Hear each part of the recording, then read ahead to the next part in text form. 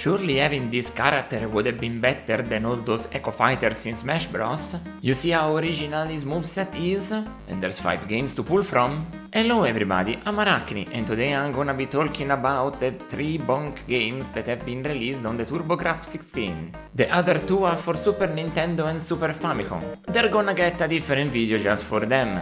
This is the originally released stuff, but contrary to popular belief, not a single one of these have been directly developed by Hudson Soft. Red Company, Mutech, and even Atlus worked on these titles. That was surprising, but it was the same on the ones for Super Nintendo. They did provide the original concept, the general design, and feel of what Bonk should be, but nothing more after that. But it makes sense since Hudson was very busy during the 80s and 90s, especially in the RPG department, and doing support work for many developers on PC Engine. But let's get into it.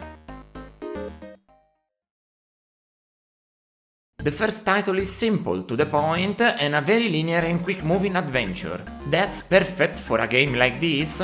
They still didn't figure out this console. It was a launch pack-in release, so no need to overdo it. The story is simple but understandable even without the manual. You'll get caught up on it by the bosses after you defeat them. The moon got invaded and Princess Zha is forced to live and imprisoned by King Drool. This gigantic castle right here. Also a bunch of other inhabitants got turned into bosses. That's why you have to not kill them but free them. Just destroy their eggs on their heads and they'll be free and tell you part of the story. Good system, I say. Bonking is a way of life after all. This little guy ahead can destroy the world if he's not careful. Control wise is smooth as a watermelon. I couldn't believe it. The D-pad is immediately responsive. With button 1 you jump and it's instantaneous. With button 2 you flip Bonk around to direct his graphene tier head towards anybody unlucky enough to cross paths with it. And flipping constantly will make you glide a little bit. It comes in handy too in some levels, so good use of everything at your disposal here. Plus you can climb with your teeth, and if you keep pressing the jump button you go up faster. Also do a special jump if you time it right. There's many quirks like this, fun to discover. You can upgrade your health if you find the secret in each ward.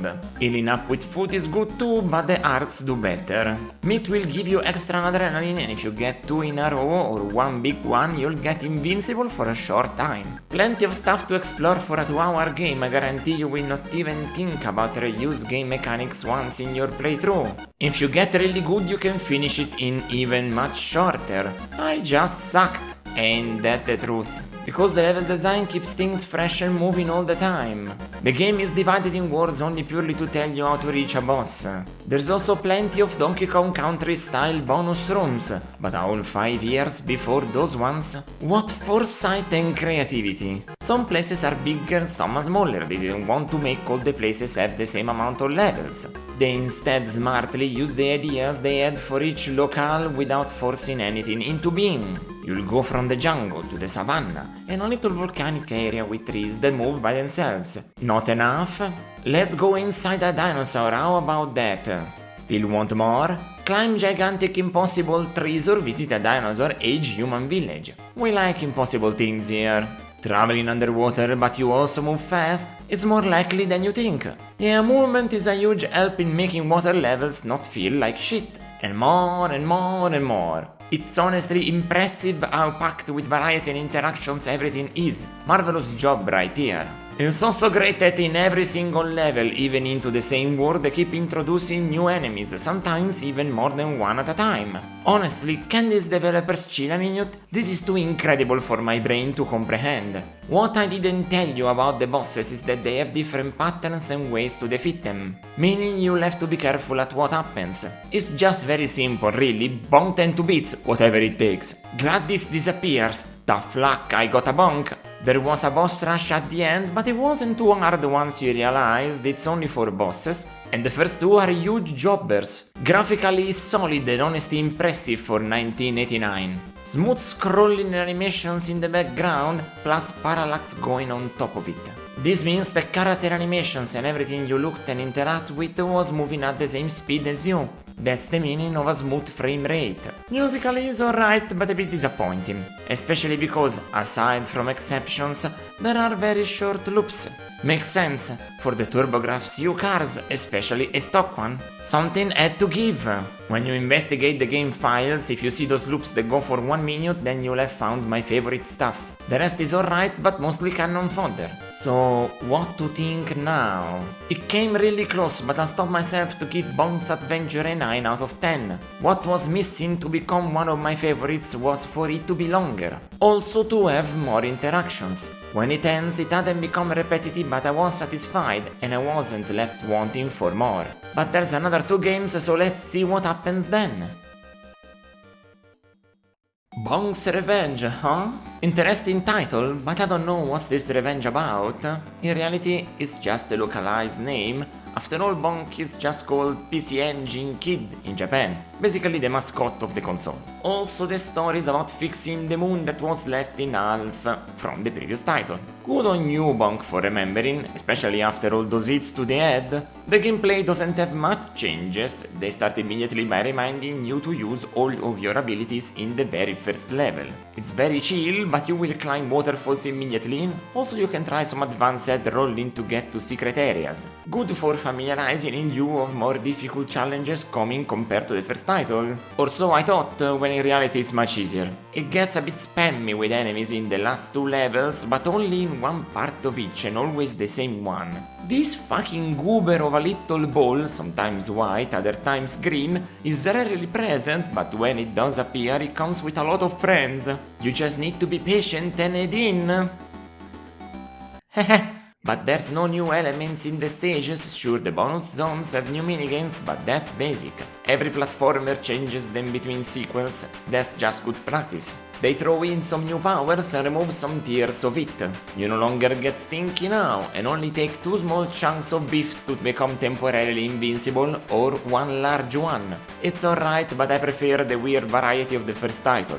You also gain a fireball with the first meat and great head resistance with the second one after you become mortal again. You can get more than 5 hearts now too, up to 8. I got 7 because I missed one. I forgot to explore this side when I got the flower. You can basically wall jump up there. If you get it, you lose it, so, well, no 100% playthrough for me. What will I do? I will talk about how also the bosses were pretty easy, with only this crane bird providing any challenge, thanks to a rotation and throwing of snowballs. Yeah, they have a snow level with plenty of slippery sloppery, can be a good platformer without some of that action. I liked it a lot, but it was diminishing returns, needed to shake this up harder than this. Visually it was also similar to the previous title. They sure upped the amount of details and made the frame rate more smooth, but aside from the ice stage, there was no drastically different location. Musically instead is pretty on par with the original. A bit better length on the loops, but the quality is there. I like the tunes and especially the one present in the first board. It put me in the mood for a nice stroll. And that's what it was, it never became more. That's why in the end I'll give Bonk's Revenge an 8 out of 10. What's there is great quality, but is very easy and they throw at you plenty of extra guys. Now I'm kinda anxious to see what happens with the last neck console chapter. And so came time for the last of King Drool. I mean, it's the last in the trilogy of TurboGrafx games, no? Now that I think about it, Bonk 3 Bonk's Big Adventure is a terrible name for a game. Having the name of the character in the title 2 times feels really weird. Also, the game is not that big. I guess it's longer, but since it's much easier compared to the first 2, it goes by faster. It has an extra word, not much more. And they've completely given up on having any sort of story. What can I tell you is that the green dinosaur wants to be a protagonist of this game, but he doesn't get to. He breaks the moon up again, goes under the ocean with it and thinks he's safe. But Bonk has been able to swim without breathing all this time, so he's fucked. Rest in peppermint. The game controls really differently from the previous 2 and it led to some worse results. In the first place, and the most egregious one, is the inability to turn while in the air. You kinda can, but only when bonking away and it takes longer, not a good feeling. Also, the game spams you with lives and that's because the final boss is super difficult to hit. Not that bad, but the guy transforms often and the point where you have to bonk him changes every time. I had 17 lives before the final fight and ended up with 5 or 6 remaining, so explore away because they are everywhere, anywhere. You can't stop finding them. I don't know how to end this. I see them in my sleep. There's more lives in this game than in 100 cats. I didn't even die once during the boss gauntlet at the end this time around. Like I said earlier, it's now much easier, but that doesn't mean that it's better. And the other big change is that now they put many more size-changing candy in the game. Unfortunately, in some places it feels a bit more underdeveloped, but they sincerely put many more locations where changing sizes makes more sense, especially becoming really small. Becoming a giant is something that is useful or necessary only really a couple of times. So yeah, they tried for something and it's pretty good, but not as much as the other two. Visually also doesn't feel like a big step forward.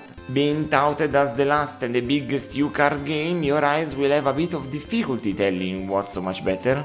There's clearly some better animation for enemies and backgrounds, but the sprite work seems pretty on par with the second title. When sequels don't look visually distinct, they become hard to recommend in my eyes, and also it's all a bunch of diminishing returns. I'd rather have 3 games with the same gameplay but each located in different looking areas, rather than constant changes in gameplay but you playing the same world 3 times.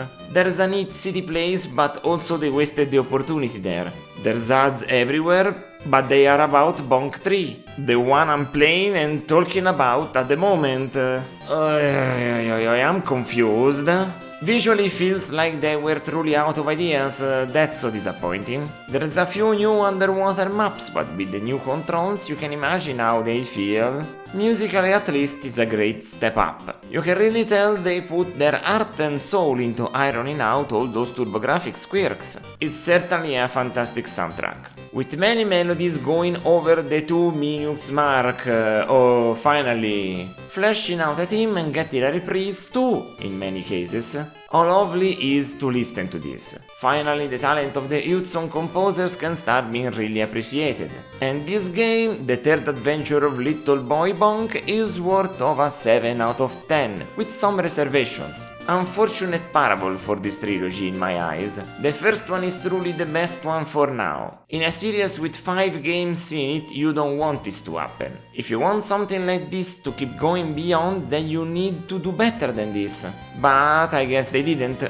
There's a couple games on another 16-bit console. We'll see how they are in the future.